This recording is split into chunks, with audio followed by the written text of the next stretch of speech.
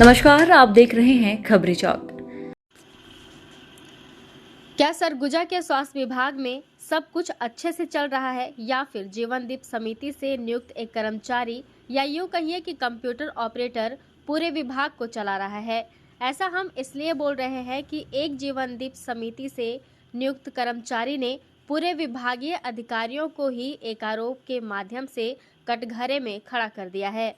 कर्मचारी ने कह दिया कि डॉक्टर विभाग में भ्रष्टाचार कर रहे हैं और मुझ पर उन्हें बचाने का आरोप है। मैं चिकित्सकों के दबाव से इतना पीड़ित हूँ कि कभी भी कोई कदम उठा सकता हूँ। और इसके बाद आरोप लगाने वाले जीवनदीप समिति से नियुक्त कंप्यूटर ऑपरेटर बेहोश हो जाता है, फिर खुद के इलाज हेतु स्वयं उच्च सेंटर के लिए रेफर भी करा लेता है, लेकिन स्वास्थ्य विभाग शांत रहता है, कोई कुछ नहीं कहता।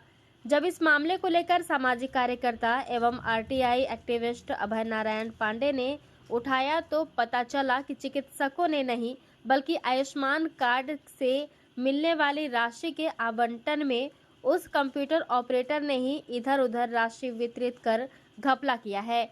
जब इसकी जानकारी मुख्य चिकित्सा एवं स्वास्थ्य अधिकारी सरगुजा को जब हुई तो उन्होंने इसके लिए एक जांच कमेटी बना दी है।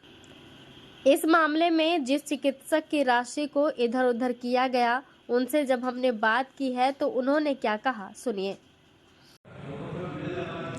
मेरा नाम डॉक्टर मनीष तिवारी है। मैं शहरी सामुदायिक स्वास्थ्य केंद्र में चिकित्सा अधिकारी के पद पर पदस्थ हूँ।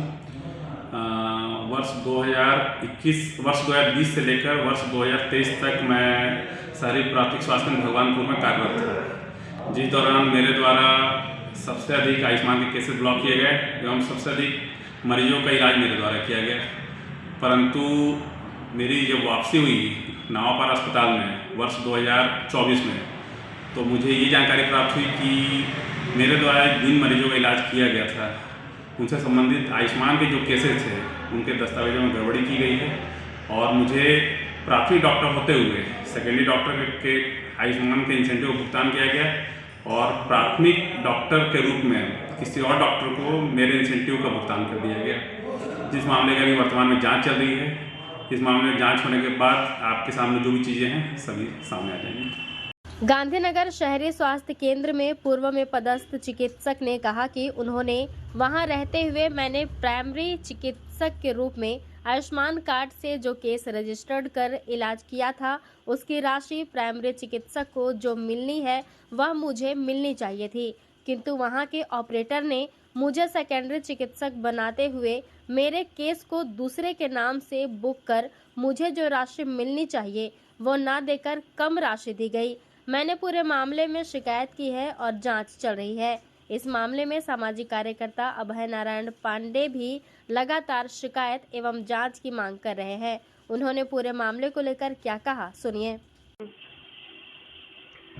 सरगुजा का स्वास्थ्य विभाग इन दिनों फिर से चर्चा में बना हुआ है। विभाग के एक वैज्ञानिक वेतनभोगी कर्मचारी ने ही पूरे विभाग को कटघरे में खड़ा कर दिया है। दरअसल नवापारा प्राथमिक स्वास्थ्य केंद्र में जीवनदीप समिति से भर्ती एक कर्मचारी जिसका नाम राकेश कश्यप है, उसने पहले तो डॉक्टरों पर आरोप लगाया कि सभी भ्रष्टाचार कर रहे हैं और मुझ पर उन्हें बचाने का दबाव है।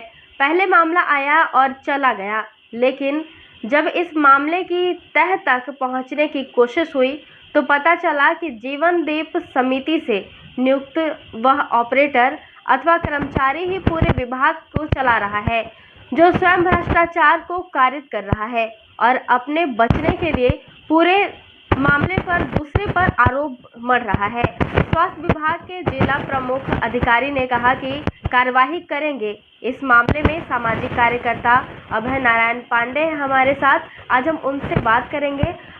अभय नारायण पांडे जी, खबरी चौक के कार्यक्रम में आपका स्वागत है। आप बताएंगे कि ये जो राकेश कश्यप है उसका जो भ्रष्टाचार में संलिप्त है, क्या मामला है? हाँ, ये मामला बहुत चर्चित मामला है।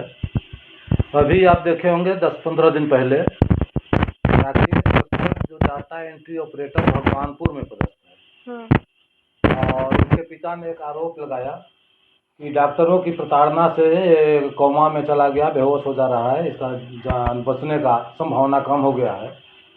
लेकिन मामला कुछ ऐसा नहीं था। ये बहुत पहले से ही स्वास्थ्य विभाग में सबसे बड़ा भ्रष्टाचार करने के लिए ही इसे रखा गया था।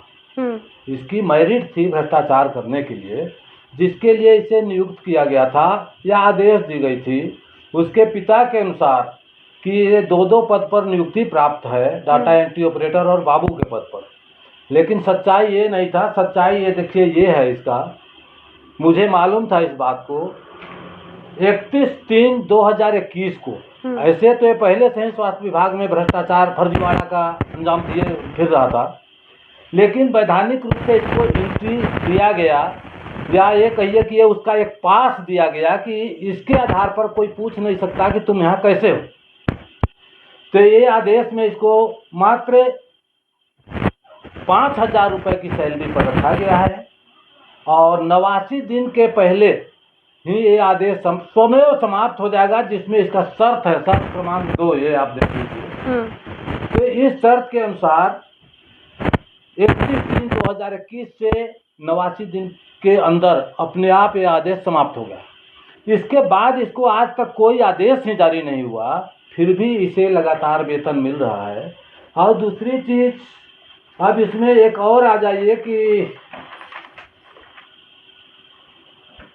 4/12/2023 को, यानी 1.5 साल 2 साल के बाद इसकी वेतन 11,000 रुपये करने की अनुशंसा की जाती है। मात्र अनुशंसा है, लेकिन इसे वेतन मिल रहा है 11,000 रुपये।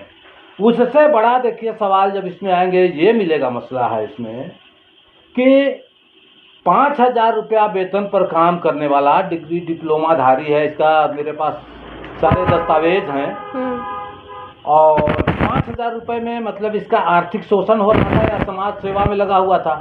आज रोजगार गारंटी में दैनिक मजदूर जो हैं उन्हें भी 456 रुपये एक दिन का है, 12,000 रुपये होता है। कलेक्टर दर पर जो रहते हैं उन्हें भी 10,000 रुपये दी जाती है।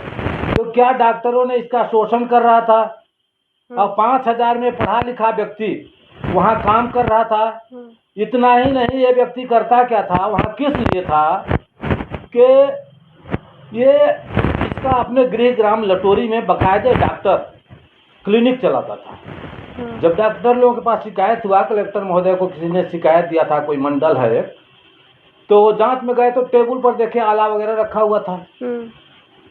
अवैध रूप से क्लिनिक तो था ही, मेडिकल स्टोर इसका संचालित हो रहा है। और वो मेडिकल स्टोर या डॉक्टर ये अपने आप में स्वघोषित डॉक्टर हो गया था, MBBS से भी बड़ा डॉक्टर हो गया, सबों का इलाज कर रहा था। और दवा पूरा का पूरा स्वास्थ्य विभाग से निःशुल्क जो दवाएं आती हैं वो दवा अपने घर ले जाकर बिक्री करता था। इसके अलावा ये तो इतना ही काम था, इसके अलावा ये इतना महारत हासिल था भ्रष्टाचार करने में, राशि हेरा फेरी करने में, कि डॉक्टरों का इंसेंटिव राशि जो मिलता है, इस डॉक्टर का उसको, उस डॉक्टर का उसको, यानी जिसके साथ इसका साझेदारी हो गया कि उस डॉक्टर का पैसा खाना है तो दूसरे में चढ़ा के वो पैसा आधा आधा बांट लेता था।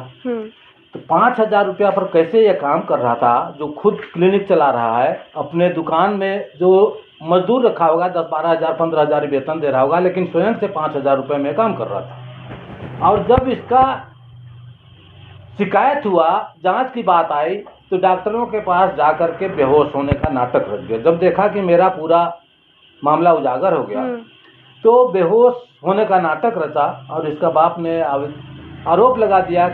2 डॉक्टर जो जांच करने गए थे, ये तक बता दिया कि हमारा मेडिकल स्टोर बहुत अच्छा था, कोई गलत नहीं पाया गया, और डॉक्टरों ने बुला के मुझसे 50,000 रुपये की मांग किया है।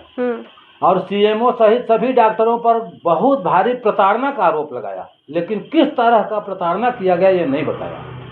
अब ये जो दस्तावेज मिले हैं, इन दस्तावेजों से देखिए पूरी तरह उजागर हो गया है और कि ये कितना बड़ा करप्ट आदमी था। और उससे बड़ा प्रश्न उठता है कि इसके ऊपर इसे रखा क्यों गया था। और आज तक जो इतने बड़े बड़े डॉक्टरों पर आरोप लगा रहा है, इसके विरुद्ध ये भी देखिएगा कि अभी तक कोई कार्रवाई नहीं हुई। डॉक्टर अभी तक कोई कार्रवाई नहीं की, आपको क्या लगता है पूरा डॉक्टरों को चला रहा था? पूरा डॉक्टर नहीं, मेरे को जो जानकारी मिला हुआ है इसका, देखिए इसके ऊपर किसी बड़े लोगों का हाथ है सर पर, जिनकी बृहस्पति के नीचे ये काम कर रहा है। और ये भी मुझे पता लगा है कि CGMSC का जो सरकारी दवाएं आती है यहाँ ही नहीं पूरे संभाग में सप्लाई करता है व्यापक रूप से थोक के भाव में। और जानकारी मैं निकाल रहा हूँ, अगर मिलेगा तो मैं दूंगा। हालांकि कुछ अभी है मेरे पास तो वो देने लायक नहीं है उस स्थिति में। और उससे बड़ा प्रमाण आपको यही दिख जाएगा कि जो डाटा एंट्री ऑपरेटर भी नहीं है, संविदा नियुक्ति भी नहीं है, वो सारे डॉक्टरों के ऊपर आरोप लगाता है और आज तक डॉक्टर उसके विरुद्ध कोई कार्रवाई नहीं कर पाते हैं। ये प्रमाणित करता है कि किसी न किसी का हाथ तो इसके ऊपर है। इसका टावर बड़ा मजबूत है भ्रष्टाचार का, जिस कारण अभी तक इसके ऊपर कोई कार्रवाई नहीं हुई। नहीं तो CMO सहित सभी डॉक्टरों पर जो आरोप लगाया था इसे 2 मिनट के अंदर समाप्त कर देना था। और समाप्त क्या करना था, यह ही नहीं है। कागज के आधार पर ये आज भी कुछ नहीं है और पहले भी कुछ नहीं था। जो आदेश था उस आदेश के तहत और उसी के शर्त के अनुसार 89 दिन के अंदर स्वमेव समाप्त हो गया। तो फिर इसे वेतन कैसे दी जा रही है? तो वेतन की बात नहीं है, मात्र इसे परमिट दी गई है या पास कहिए कि स्वास्थ्य विभाग में एंट्री का पास है, आकर के फर्जीवाड़ा करो। हालांकि आयुष्मान कार्ड से मरीज का इलाज कर शासकीय हॉस्पिटलों में मिलने वाली राशि में हेरफेर का यह कोई पहला मामला नहीं है। अभी भी कई मामले में जांच चल रही है। अब देखना यह है कि शहरी प्राथमिक स्वास्थ्य केंद्र गांधीनगर के मामले में स्वास्थ्य विभाग क्या जांच करती है और क्या कार्यवाही आगे होगी। क्या इस मामले में एकमात्र ऑपरेटर ही है या फिर अन्य लोग भी उसके साथ इस भ्रष्टाचार में लगे हुए थे? यह पूरा मामला तो जांच के बाद ही स्पष्ट होगा कि आखिरकार स्वास्थ्य विभाग के जांच में मामला क्या निकलता है।